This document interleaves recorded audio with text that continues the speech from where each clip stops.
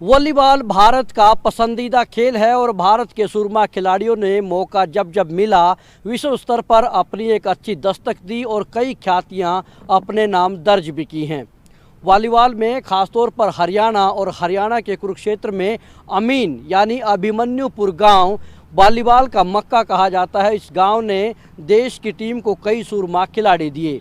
इस वक्त हमारे साथ डॉक्टर दलेल सिंह मौजूद हैं जो कि अर्जुन अवार्डी हैं और अमीन गांव से रहने वाले हैं और इसी गांव के खेल मैदान से खेलकर वो भारत की टीम में पहुंचे और 3 साल तक भारतीय टीम के कप्तान रहे और 12 साल तक भारतीय वॉलीबॉल टीम का हिस्सा रहे। डॉक्टर साहब, आपका स्वागत है। धन्यवाद। डॉक्टर साहब, वॉलीबॉल में आपने कैसे शुरुआत की और इतना बड़ा मुकाम हासिल किया? एक छोटे से खेल मैदान से निकल कर के, सुविधाएं भी उस वक्त कम होती थी, कोच नहीं होते थे इतनी और तमाम चीज़ें चुनौतियां थी, कैसे ये सफ़र तय कर पाए? देखिए, आपको जैसे पता है कि हमारे गांव में वॉलीबॉल बहुत फेमस स्पोर्ट्स था और जब हम स्कूल में जाते थे तो मास्टर सतपाल जी होते थे, अभी बेचारे इज नो मोर, वो एक गांव में खिलाते रहते थे, जो क्योंकि ना तो कोच थे, वो जस्ट एक टीचर थे। वो उन्होंने कहते हैं ना बीज बोया वॉलीबॉल का गांव में, और वहाँ से हम जब खेला सीखे उसके बाद हम यूनिवर्सिटी में आ गए। यूनिवर्सिटी में और कोच मिल गए, हमें चौहान साहब मिले।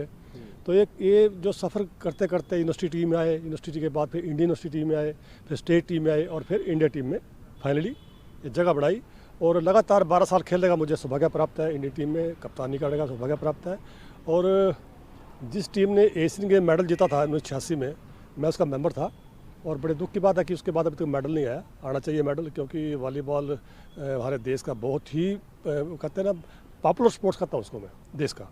तो ये एक विडम्बना है कि हम अभी तक उस स्तर पर नहीं रहे जहाँ पर हमें होना चाहिए था। क्या वजह क्या है डॉक्टर साहब? 1986 के बाद कोई इस तरह का मेडल नहीं आया। हमारी भारतीय वॉलीबॉल टीम खूब मेहनत करती है, क्या कहीं जेनेटिकली हमारी जो एशियन ब्रीड है वो पिछड़ जाती है क्या? बिल्कुल, आपने सही प्रश्न किया ये, क्योंकि हम जेनेटिकली बहुत वीक हैं उनसे, जैसे रशियंस, ब्राज़ीलियन, यूएसए, इटली, क्योंकि फिजियोलॉजिकल हम उनसे कमज़ोर है, लेकिन इतने नहीं है कि जितना जो हमारा इस समय स्तर है। एक्चुअली जो सबसे बड़ी प्रॉब्लम आई हुई है वो आई हुई है वॉलीबॉल फेडरेशन ऑफ इंडिया में। वहाँ 2 फैक्शन बने हुए हैं और पिछले कई साल से टीम भी बाहर चली गई, नहीं गई, तो खिलाड़ियों को अपना भविष्य सुरक्षित महसूस नहीं हो रहा है। तो ये एक बहुत बड़ा कारण है कि हमारी वॉलीबॉल फेडरेशन ऑफ इंडिया एक नहीं है अभी, और उम्मीद करते हैं जल्दी एक हो जाएगी। और क्योंकि कोर्ट केस चल रहे हैं, कोई इंडियन ओलंपिक एसोसिएशन का मैटर है, गवर्नमेंट ऑफ इंडिया का मैटर है, उसमें तो हम कुछ नहीं कर सकते। बट मैं सबसे अपील करता हूँ भाई, अगर वॉलीबॉल को आप अगर चाहते हैं कि वो एशियन गेम में या कॉमनवेल्थ गेम में या ओलंपिक में क्वालिफाई करें, तो आप कम से कम एक होकर काम करें तभी बात बनेगी। अब 2 फैक्शन हो गए हैं, 2 फैक्शन से बात नहीं बनेगी। सरकारें अपने स्तर पर कितनी मदद कर पा रही हैं खिलाड़ियों की और ख़ास तौर पर वॉलीबॉल की? क्या जो सुविधाएं हैं वो उपलब्ध हैं? कोचेज वगैरह अच्छे हैं हमारे पास? देखिए, इस समय हरियाणा सरकार ने अभी पीछे कुछ बहुत से कोचेज अपॉइंट किए थे, और मैं एक बात बड़े गर्व से कहता हूँ कि जो ये कोचेज अपॉइंट हुए थे, सारे कोचेज बहुत अच्छे हैं, जिनकी अचीवमेंट्स अपने लेवल पे, जैसे ना इंटरवर्सिटी लेवल पे या नेशनल लेवल पे अचीवमेंट्स हैं, दे आर प्रैक्टिकली साउंड है ये जो कोचेज है। और इनसे हम उम्मीद करते हैं कि ये जिनके सेंटर्स होंगे वहाँ से अच्छे खिलाड़ी पैदा करेंगे ये, और आगे जो यूनिवर्सिटी स्टेट के लिए खिलाड़ी पैदा करेंगे। और एक आपको शायद पता होगा राजेश भाई, हरियाणा पिछले 2 साल से नेशनल चैम्पियन है, अभी भी चैम्पियन बन के आया है, और साथ में फेडरेशन का भी चैम्पियन बना है। ये बहुत बड़ी अचीवमेंट हरियाणा के लिए, वॉलीबॉल के लिए, हरियाणा वॉलीबॉल एसोसिएशन के लिए, सब जो खिलाड़ी खेले हैं उनके कोचेज़ के लिए, जो भी खिलाड़ी जिस सेंटर से भी आया है, तो वो उनको सबको बधाई देते हैं। मैं देता हूँ कि आप लगातार 2 साल जीत रहे हैं नेशनल चैम्पियनशिप, बहुत बड़ी बात आज के टाइम में, और साथ में फेडरेशन कप, तो उनको मेरी बहुत बहुत बधाई देता हूँ। लेकिन मुझे इस बात का, हम पिछले वर्ष माननीय मुख्यमंत्री से मिलने गए थे नेशनल जीतने के बाद, मैंने माननीय मुख्यमंत्री जी को कहा था, सर ये लड़के अभी जॉब में नहीं है और दे आर वेरी यंग, बहुत यंग बच्चे हैं, आप इनको हरियाणा में जॉब दे दीजिए। ये 5-6 साल या 8-10 साल खेलते रहेंगे हरियाणा के लिए और हम चैम्पियन बनते रहेंगे। लेकिन किसी बच्चे को जॉब नहीं मिली। अब वो सारे कोई रेलवेज़ में, कोई सर्विसेज में, कोई पुलिस डिपार्टमेंट, दूसरे डिपार्टमेंट में जाने की कोशिश कर रहे हैं, कुछ चले भी गए हैं। तो उसका रिजल्ट क्या हुआ? हम फिर उसी लेवल पर आ जाएंगे। एक टीम बनाने के लिए कम से कम भी 8-10 साल चाहिए। ये सोचते हैं कि आज नहीं बड़ी कल बन जाएगी, ऐसे नहीं बनती। एक टीम बनाने के लिए 8-10 साल चाहिए। बच्चे को पकड़ आप यंग बच्चों को आप कैच द यंग वाली पॉलिसी है, आप बच्चों को पकड़ोगे, आप उनको सिखाओगे, ABC सिखानी शुरू कीजिए, उसके बाद जब वो अच्छे खिलाड़ी बढ़ेंगे उसमें लगता 7-8 साल टाइम लगता है। अब हम फिर वही चले जाएंगे जहाँ से हम बढ़ना शुरू हुआ था। तो मेरी सरकार से अपील है कि आप जो है ना, ये जो बच्चे नेशनल जीत के आते हैं, जो बच्चे जॉब में नहीं है इमीडिएटली हरियाणा में जॉब दीजिए उनको, ताकि वो बाहर ना जाए, पलायन ना हो खिलाड़ियों का। आप पलायन रोकने की बात कर रहे हैं, खिलाड़ियों को अच्छी जॉब की बात कर रहे हैं, लेकिन सरकार ने अभी पिछले दिनों ही नोटिफिकेशन जारी करके ABC श्रेणी में खेल कोटा ख़त्म कर दिया है। ये दुर्भाग्यपूर्ण फैसला है। हम तो इस बात से खुश थे कि जो 3% कोटा स्पोर्ट्स में था, जैसे पुलिस डिपार्टमेंट में बच्चे या किसी डिपार्टमेंट कांस्टेबल या क्लर्क भर्ती होते थे, कम से कम उनका फ्यूचर सिक्योर था कि वो अगर अच्छे जॉब पे नहीं, अच्छी पोस्ट पे नहीं गए तो कम से कम कांस्टेबल तो लगेंगे या क्लर्क लग जाएंगे, क्लास 3 में लग जाएंगे। अब वो बंद कर दिया तो खिलाड़ी कहाँ जाएंगे? आप सारे रास्ते बंद कर दिए ना। अब जो AB की बातें हैं, AB तो हमारे पास बहुत लिमिटेड प्लेयर है AB के लिए, तो वो आते हैं जो ओलंपिक मेडलिस्ट हैं, जो कॉमनवेल्थ मेडलिस्ट हैं या एशियन गेम मेडलिस्ट हैं। सारे बच्चे तो मेडलिस्ट नहीं होते हैं कॉमनवेल्थ के, एशियन गेम्स के। ये जो नेशनल, जो मैं बात कर रहा हूँ अभी, ये नेशनल गेम्स में या नेशनल चैम्पियनशिप में या फेडरेशन कप में जो चैंपियन बढ़ते हैं बच्चे, ये पोस्टें उनके लिए, तो ये पोस्टें खोल देनी चाहिए। मैं तो कहता हूँ 3% क्यों, आप सब 5% क्यों नहीं करते? आप सब 5% कीजिए। एक तरफ तो हम कहते हैं कि हरियाणा स्पोर्ट्स का हब है, और वास्तव में है भी, ऐसा कोई बुराई नहीं है। और अभी पीछे हमारे माननीय खेल मंत्री जी ट्रॉफी लेके आए हैं बॉम्बे से, कहाँ से लेके आए थे, ये बेस्ट स्पोर्ट्स स्टेट डिक्लेयर हुआ है। तो आप इस पर गर्व भी कीजिए कि हम बेस्ट स्टेट के मंत्री हैं या मुख्यमंत्री हैं या जो भी सरकार है जो खेलों में नंबर 1 पे इंडिया में। छोटा स्टेट है, थोड़ी सी पॉपुलेशन है और इतना बड़ा कंट्रीब्यूशन, तो आपको तो 3% की जगह 5% करना चाहिए था। बेस्ट स्पोर्ट्स स्टेट बना है और स्पोर्ट्स कोटा ख़त्म कर दिया है, तो कैसे काम चलेगा? नहीं चलेगा, बिल्कुल नहीं चलेगा। और अगर मुझे मौका मिला तो मैं तो कभी मुख्यमंत्री जी से या माननीय खेल मंत्री से मिलूंगा और बिल्कुल वो कहूँगा ये गलत फैसला आपका, और ये खिलाड़ियों के जो यंग जनरेशन है उनके साथ खिलवाड़ है ये स्पोर्ट्स के लिए, ये प्लान कर जाएंगे और आप इन खिलाड़ियों, हम कहते हैं प्लान रोकिए, ये फिर प्लान की तरफ चल जाएंगे। फिर आप कैसे कहोगे कि आप हरियाणा नंबर 1 स्टेट है देश का? जिस तरह से पंजाब के खिलाड़ी हरियाणा में आके खेलने लगे थे, दूसरे राज्यों के खिलाड़ी कोशिश करते थे कि वो हरियाणा से खेलें, और कई बड़े खिलाड़ियों ने कहा कि हमारा सौभाग्य होता यदि हम हरियाणा के खिलाड़ी होते, लेकिन अब हरियाणा के खिलाड़ियों को बाहर जाना पड़ेगा, कहीं और देखना पड़ेगा। नेचुरली अब जो इस तरह कोटा ख़त्म हो जाएगा तो खिलाड़ी बाहर जाएंगे। अभी हमारे कुछ खिलाड़ी तो कस्टम में चले गए, बाहर चले गए, जो वॉलीबॉल टीम जीत के आई थी। अगर 2-4 और चले गए तो हमारे पास कुछ नहीं बचेगा। वो खिलाड़ी हमने बहुत मुश्किल से तैयार किए हैं और वो नेशनल चैंपियन बने अभी। तो मैं अपने गेम की बात कर रहा हूँ, ये सभी खेलों में है, ऐसा नहीं। मतलब वॉलीबॉल में जो हरियाणा लगातार चैंपियन बनता आ रहा था, अब आगे नहीं बन पाएगा ऐसी स्थिति में। हाँ, नहीं बन पाएगा चैंपियन अगर खिलाड़ी। राजेश जी, ये अगर आप सिर्फ ये बात करो कि हमने ओलंपिक गोल्ड मेडलिस्ट को 6 करोड़ दे दिए, उसको 4 दे दिए, उसको दे दिए, वो कितने खिलाड़ी हैं?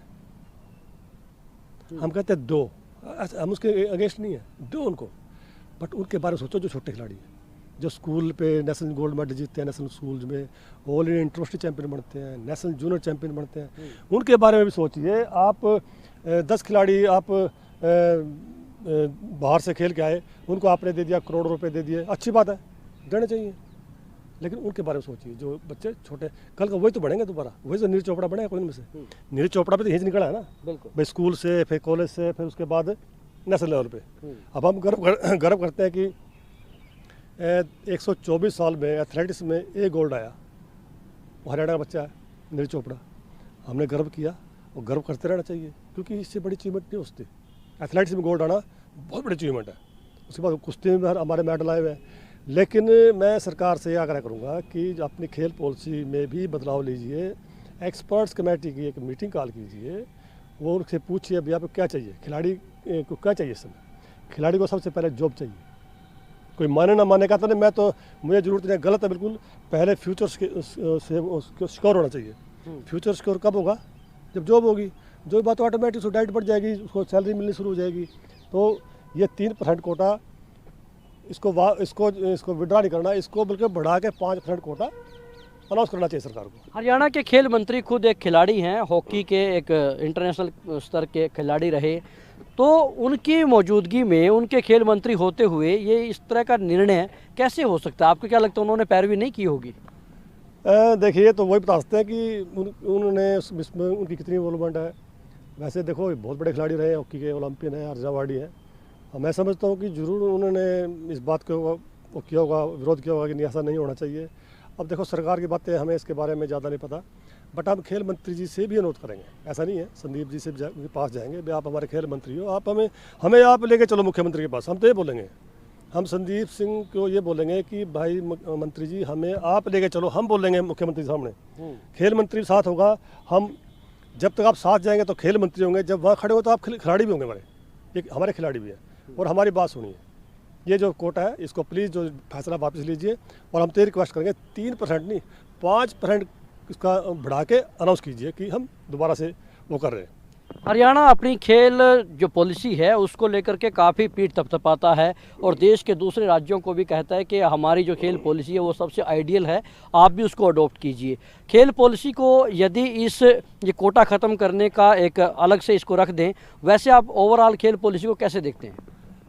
देखिए, सच कहना बहुत कड़वा होता है और हम इसके कई बार शिकार हो जाते हैं, लेकिन सच बोलना भी चाहिए। खेल नीति जो होती है वो जैसे स्टेट हमारे स्टेट के लिए होनी चाहिए खेल नीति, बाहर के लिए नहीं होनी चाहिए। बाहर के तो इंडिया की, तो भारत की खेल नीति बनेगी। पर पीछे आपने देखा होगा जो ओलंपिक में मेडल आए थे पीछे 2012 में, कितने खिलाड़ियों को पैसे दिए हैं? कौन था हरियाणा का? एक खिलाड़ी, एडी योगेश्वर दत्त। बताओ, गंगा नारंग कब खेल आ गए हरियाणा में? साइना नेहवाल कब खेल लिया गया हरियाणा में? कब कौन खेला है? मैंने इस बात के ऊपर ऑब्जेक्शन किया था कि साहब गलत कर रही है। एक स्टेटमेंट भी आई थी, हालांकि कहते हैं भी तो एंटी स्पोर्ट्स है। Not anti sports. ये हम हरियाणा के उसमें बोल रहे हैं कि अगर आपने आज 10 करोड़ रुपए बांटे हैं यहाँ, और एक लोगों ने कहा वो क्या बात है, इतने करोड़, आप 10 करोड़ योगेश्वर दे दो, अकेले दे दो, कम से कम हरियाणा खिलाड़ी दो वो। आप इस 10 करोड़ में से योगेश्वर को दे के जो बनता है उसका 8 या 10 जिसका छोटे खिलाड़ी भी लोग, ये कभी हरियाणा के लिए खेल नहीं। सिर्फ क्या कि मेरा दादा था वहाँ हरियाणा में, मेरा बाप वहाँ था, आप कभी हरियाणा पैदा नहीं हुए, आप कभी हरियाणा के लिए खेले नहीं, और आप कभी, आपका डोमिसाइल हरियाणा का नहीं है, फिर भी आप पैसे दे रहे हो। तो इससे बड़ा सेटबैक क्या होता है? मैं इसके अगेंस्ट हूँ। अपने खिलाड़ियों को पैसे दीजिए, हमारा हरियाणा के फंड है ये, और हरियाणा खिलाड़ियों को मिलना चाहिए, मेरा ये मानना है।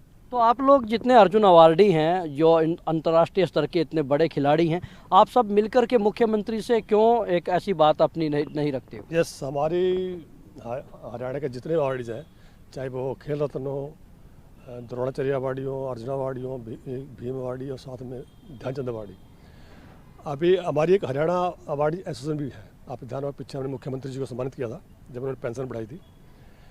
अभी हमारी बात चल रही है, एक दो व्यक्ति बाहर गए हुए हैं कहीं, तो हम जल्दी ही हरियाणा अवार्डी एसोसिएशन के बैनर के नीचे हम पहले माननीय खेल मंत्री से मिलेंगे, उनको अनुरोध करेंगे आप साथ चलिए हमारे, फिर हम जाएंगे मुख्यमंत्री जी के पास और उनसे ये स्पष्ट अनुरोध करेंगे कि साहब ये जो हम तो देखिए हमने तो बहुत कुछ ले लिया हरियाणा से, अब तो हमने तो हरियाणा को देना है, हमें मिला ना मिला वो मैटर नहीं है। उस समय जब हम खेलते थे उस टाइम इंसेंटिव थे भी नहीं, हमें इसका मलाल नहीं है, बट इस बात की खुशी है कि आज मिलते हैं बच्चों को जो इंसेंटिव मिल रहे हैं, बहुत बड़े इंसेंटिव मिल रहे हैं। हम माननीय मुख्यमंत्री से बात करेंगे कि माननीय मुख्यमंत्री जी 3% वाला जो फैसला वापस लेके 5% बढ़ा के अनाउंस करें, हम तो उनसे ये रिक्वेस्ट करेंगे और बिल्कुल जाएंगे, क्यों जाएंगे। आपके समय में इंसेंटिव इतने नहीं थे, सुविधाएं भी इतनी नहीं थी, इसके बावजूद आप 12 साल भारत की टीम में खेले, 3 साल कप्तान रहे, अर्जुन अवार्ड भी आपको मिला। कितना चैलेंजिंग था एक गांव से उठ करके और अंतर्राष्ट्रीय स्तर पर आपने इतना परचम फहराया? देखिए राजेश भाई, हमारे टाइम में ना तो हम ज़्यादा सोचते थे कि हमें इस तरह रिवार्ड मिलना चाहिए, कैश अवार्ड मिलना चाहिए, हमारे दिमाग में की बातें नहीं आई, क्योंकि उसमें था भी नहीं। हमारे मन में सिर्फ एक ही बात होती कि आज हम इंडिया खेल के आएंगे, चैंपियनशिप खेलने जा रहे हैं, आज एशियन गेम खेलने जा रहे हैं, वर्ल्ड चैंपियनशिप, हम उस पर गर्व महसूस करते थे। आज थोड़ा सा चेंज हुआ है स्पोर्ट्स में। आज के खिलाड़ी माइंड ना करें, मैं जो बार सच बोल रहा हूँ, मैं वो पैसे के पीछे ज़्यादा चलते हैं, भाई हमें ये कैश अवार्ड मिल जाए, मिले आपको, पर हर चीज़ जो है ना वो पैसा नहीं होता, पैसे आपको मिलना चाहिए, आपकी मेहनत है। उसके बाद क्या होता है कि खिलाड़ी जल्दी छोड़ देते हैं, क्यों, उनकी सभी इच्छाएं पूरी होती हैं। अब वो एक तो उनका जो कैरियर शॉर्टकट हो गया, और देश के लिए बहुत कम खेलते हैं। अब आप देखिए हरियाणा में जितने बड़े बड़े खिलाड़ी लगे, कितने खेले हैं। खेलना चाहिए, स्टेट के लिए भी, देश के लिए खेलना चाहिए। आपको देश ने बहुत कुछ दिया हुआ है। आपको देश ने अर्जुन पुरस्कार जैसे अवार्ड दिए गए हैं, जो सबसे बड़ा अवार्ड है, खेल रत्न दिए हुए हैं। आपको स्टेट ने करोड़ों रुपए दे दिए। खेलना चाहिए जब तक आप फिट हैं, और फिट तब होगा जब आप फिटनेस करोगे। ये तो है नहीं कि मैं घर पड़ा फिट। आपका अगर एम होगा कि मैंने खेला, मैं जब लास्ट टूर्नामेंट खेला था, आई बात 34 से हो गया। मैं 34 साल का था जब मैं साउथ एशियन गेम में गोल्ड जीत के आए थे। अब आप इस बात का अंदाजा लगाते हो कि हम 34 साल में भी इंडिया टीम के प्लेइंग मेंबर थे। सिर्फ एक ही टारगेट था कि फिटनेस, और ये था कि देश के लिए खेलना है। ये हमारे इसमें थोड़ा अब बदलाव आया है। आप 80 के दशक में भारतीय टीम का हिस्सा रहे। हरियाणा से और भी बलवंत सिंह बल्लू और भी कई खिलाड़ी, अपने अमीन गांव से भी कई खिलाड़ी भारतीय टीम का हिस्सा रहे। उस वक्त की वॉलीबॉल में भारत की टीम में हरियाणा की भूमिका और आज के भारत की टीम में हरियाणा की भूमिका को कितना अंतर पाते हैं आप? देखिए, हरियाणा में सबसे पहले अगर किसी व्यक्ति ने दस्तक दी थी इंडिया टीम में, बलवंत सिंह बल्लू जी थे। बहुत बड़ा खिलाड़ी रहा है, अभी हमारे बीच में नहीं है। वो 74 एशियन गेम, 78 एशियन गेम वो खेले हैं, और हम भी उन्हें देखते थे भाई ये बलवंत सिंह बल्लू पता नहीं कैसे खेलता होगा। तो उसके बाद फिर जैसे वो बाहर आए, हम अंदर गए, मैं और मेहर सिंह, छोटा भाई है उसका, मेहर सिंह, हम एशियन गेम टीम में दोनों आए थे। और एक टाइम ऐसा भी था कि जब हम यहाँ से हरियाणा की टीम के शायद 4 खिलाड़ी हम इंडिया टीम में इकट्ठे भी रहे हैं। मैं, मेहर सिंह, एक सर बलकार था हमारे साथ, एक ओम प्रकाश था। उसके बाद हम 86 एशियन गेम में फिर गए खेलने। 86 एशियन गेम में हम 3 थे हरियाणा के, मैं, मेहर सिंह और संदीप शर्मा। हरियाणा का जो कंट्रीब्यूशन है देश के प्रति, वो बहुत बढ़िया कंट्रीब्यूशन रहा है शुरू से। लेकिन अब जो इंडिया टीम मेन टीम है, उसमें अब थोड़ी सी हमारी जो भागीदारी है थोड़ी सी कम हो गई है पहले से। एक खिलाड़ी आ गया, जैसे पिछले साल हमारे गाँव लड़का भी था, वो विकास था पीछे जो चैंपियनशिप खेल के, उससे पहले वो लड़का था सोमन चौधरी। लेकिन हम चाहते हैं कि ये इक्का दुक्का ना आए। 3-4 कंट्री जो पहले का जो वो था हमारा, 3 रहे, 4 भी रहे हैं। 4 का मतलब क्या होता है? तीसरा हिस्सा 33%। नहीं, 33% आप हरियाणा के खिलाड़ी खेल रहे हैं। तो अब हम चाहते हैं 33-25 में आ जाओ, 3 आ जाओ। लेकिन वो एक चला गया, बाहर हो गया, दूसरा आ गया, तीसरा। तो उसमें ये कहीं ना कहीं हमें ये बात दर्शाती है कि जो अपर स्तर पे जाने की कोशिश करते हैं बच्चे, उनमें थोड़ा सा ये आएगा कि हम ज़्यादा लंबे समय नहीं खेल सकते वॉलीबॉल। अरे क्यों नहीं खेल सकते आप वॉलीबॉल? बहुत लंबे समय तक खेल सकते हो। दूसरा एक कारण और भी आया कि हमारी साउथ में ना वॉलीबॉल बहुत पॉपुलर स्पोर्ट्स है। केरल में, तमिलनाडु में बहुत पॉपुलर स्पोर्ट्स है। और अब थोड़ा जाके हरियाणा जब 2 साल से नेशनल चैंपियन बना है, फेडरेशन कप जीता है, तो उसमें थोड़ा लगा हमें कि हम दोबारा उसको अपनी पोजीशन रिटेन करेंगे। और आने वाले टाइम में जब भी टीम बाहर जाएगी तो हमारे 2-3 बच्चे टीम में रहेंगे। और ये बता दो आपको मैं, हमारे जूनियर में ज़्यादा कंट्रीब्यूशन है, इंडिया जूनियर में ज़्यादा कंट्रीब्यूशन है हमारा। तो सीनियर में भी चाहता हूँ मैं कि सीनियर भी हमारे जैसे 33% था, कभी 25% पे आ जाओ यार, कुछ तो मतलब होना चाहिए, मैं ये मानता हूँ। आखिर में खिलाड़ियों को क्या संदेश आप देना चाहते हैं, क्योंकि आपका लंबा तजुर्बा है और आगे की जो भविष्य का खेल है उसको भी आप अच्छे से समझते हैं, क्या कहना चाहेंगे?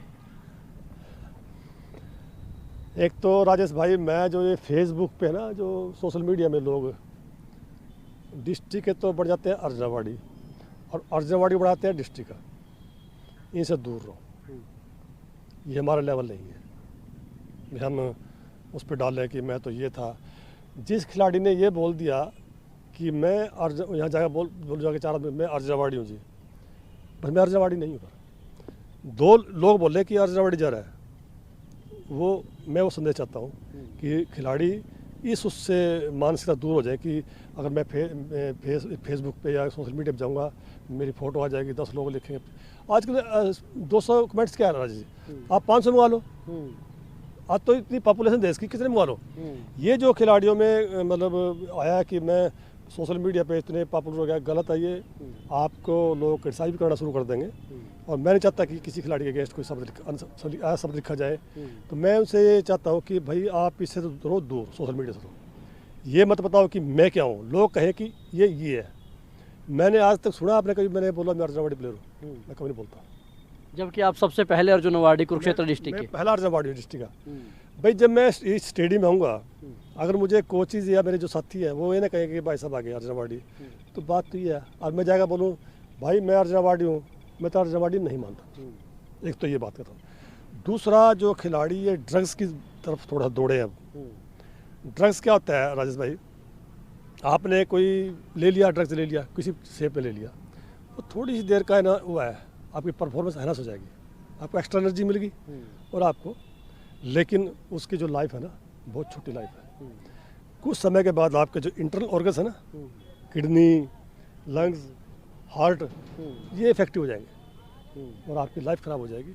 मैं उनसे कहता हूँ कि भाई अपनी लाइफ ख़राब मत करो, खास कर ये वहाँ खाते हैं ज़्यादा जहाँ पर टेस्ट नहीं है, डोप टेस्ट नहीं है, स्कूल गेम में नहीं है, इंट्रोस्टी गेम में नहीं है, वहाँ खाते हैं।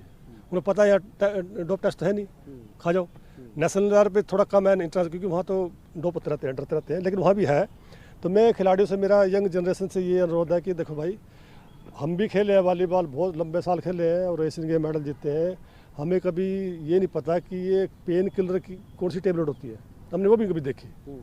तो ऐसी क्या है कि तो हरियाणा, इसमें तो वैसे भी बहुत रिच डाइट है हमारी, तो दूध या खाना कुछ खा लो, फ्रूट्स खा लो, जूस पी लो, और बहुत चीज़ें हैं जो आपने खा लेनी चाहिए। नॉन वेज खा लो, कोई दिक्कत नहीं है, बट ये जो ड्रग्स वाला जो बच्चों में ट्रेंड है, मैं देखता हूँ, खूब देखता हूँ। और मैं जब यूनिवर्सिटी टीम के साथ अटैच रहता हूँ, मैं उनके साथ बच्चों के साथ एक बात स्पष्ट बोलता हूँ, मुझे अगर किसी बच्चे के बारे में पता चल गया, मैं सुबह कर दूँ, he will no more member of the university team. अरे आप अभी से एज में 20-21 साल की एज में आप खाना शुरू कर दोगे तो आप सोचो आप आपका फ्यूचर क्या होगा।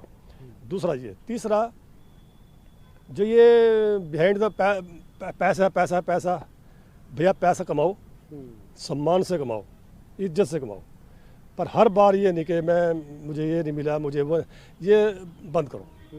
पॉलिसी बनी हुई है डॉक्टर साहब, आपको मिल जाएंगे। आपने एक चीज़ देखी होगी, पीछे मैंने एक शूटिंग के बच्चों को देखा था कि मैं वर्ल्ड चैंपियनशिप मेडल जीत कर मुझे पैसे नहीं मिले।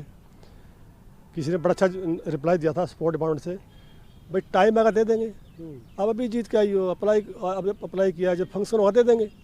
मतलब ये हो रहा है कि जीत के आया ना, अभी मतलब अभी दो मुझे। ये थोड़ा सा खिलाड़ी चेंज करें और एक अपना आत्मसम्मान मेंटेन करें कि हम खिलाड़ी हैं। ये सारा दिन किसी के पीछे, उसके पीछे क्यों जाए हम किसी के पीछे। हमें, जैसे आपने कहा कि पॉलिसी बात की है, हमें इकट्ठे होकर जाना चाहिए। ये आत्मसम्मान हमारा कि हम वहाँ इकट्ठे हो जाएंगे। पर एक किसी के पीछे भागना, एक छोटे काम के लिए भागना, अपने काम होंगे ना होंगे, अपना जो आपको अधिकार है वो लीजिए। तो मेरा तो ये है, बच्चों को खेलो, एक मेहनत, बहुत मेहनत, एक मेहनत ऐसा वो है की है, कहते नहीं कुछ कर लो आपने मेहनत नहीं, कुछ नहीं है, मेहनत करो।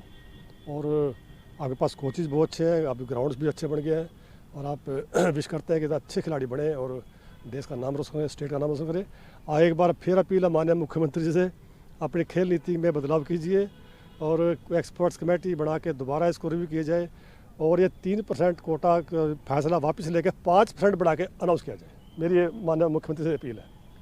शुक्रिया। तो ये थे अर्जुन अवार्डी डॉक्टर दलेल सिंह, जिन्होंने कहा कि खिलाड़ी झूठी लोकेशना और वित्तेषणा के चक्कर में न फंसें, स्वाभिमान के साथ मेहनत करें और नशे से दूर रहें। और साथ ही साथ उन्होंने बड़ी बेबाकी के साथ वो तमाम बातें कहीं जो आम खिलाड़ी हमेशा बोलने से कतराते हैं। उन्होंने सरकार के खेल कोटे को ख़त्म करने को लेकर सवाल खड़े किए और साथ ही साथ मुख्यमंत्री और खेल मंत्री से मिलकर के खिलाड़ियों के लिए पैरवी करने की बात भी कही। डॉक्टर दलेल सिंह भारतीय वॉलीबॉल टीम के कप्तान रहे और कुरुक्षेत्र जिले के सबसे पहले अर्जुन अवार्डी रहे, लिहाजा उन्होंने खिलाड़ियों के लिए और उनके हकों के लिए सरकार से बात करने के एक बड़ा कदम उठाने की बात कही है। अब देखना होगा कि मुख्यमंत्री खिलाड़ियों की जो टीस है, खिलाड़ियों का जो दर्द है, उसको समझेंगे और आखिर हरियाणा की जो खेल नीति को आदर्श बताया जाता है, वास्तव में उसको आदर्श बनाने की दिशा में कोई बड़ा कदम लेंगे। कैमरामैन राहुल धीमान के साथ Rajesh Chauhan, Living India News, Kurukshetra.